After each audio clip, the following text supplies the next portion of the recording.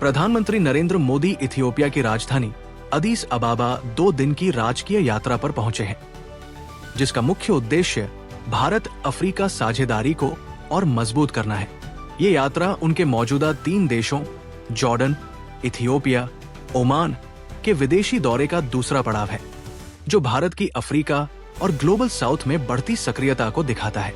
मोदी को इथियोपिया के प्रधानमंत्री अबिय अहमद अली के निमंत्रण पर राजकीय सम्मान के साथ अदीस अबाबा एयरपोर्ट पर रिसीव किया गया और एक खास जेस्चर के तौर पर अबिय अहमद स्वयं उन्हें कार से होटल तक लेकर गए। शहर भर में भारतीय झंडे, स्वागत होर्डिंग्स और पोस्टर लगाए गए, जिससे 2011 के बाद किसी भारतीय प्रधानमंत्री की पहली इथियोपिया यात्रा के महत्व को दिखाया गया। मोदी और अबिय अहमद के बीच 1-on-1 और डेलीगेशन स्तर की बातचीत होगी, जिसमें राजनीति, सुरक्षा, विकास सहयोग, व्यापार, निवेश और लोगों के बीच संपर्क, पीपल टू पीपल टाइज जैसे मुद्दे शामिल रहेंगे।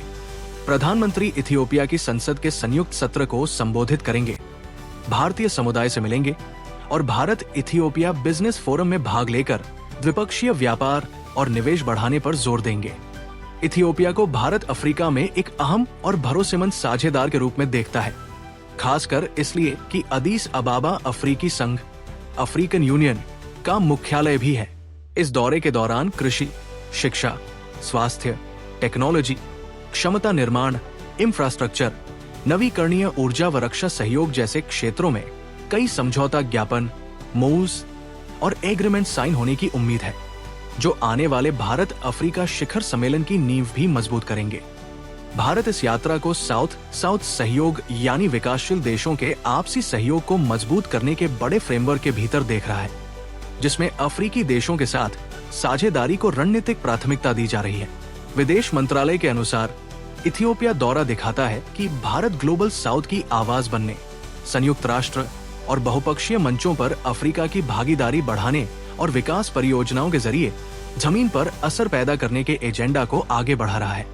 इथियोपिया पड़ाव से पहले प्रधानमंत्री ने जॉर्डन में किंग अब्दुल्ला II से मुलाकात की और उसके बाद वे ओमान जाएंगे, जिससे वेस्ट एशिया और अफ्रीका दोनों दिशाओं में भारत की कूटनीतिक मौजूदगी एक साथ मजबूत हो रही है।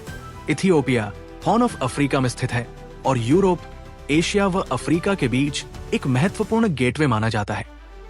ऐसे में ये यात्रा व्यापार गलियारों, समुद्री सुरक्षा और क्षेत्रीय स्थिरता की दृष्टि से भी अहम मानी जा रही है।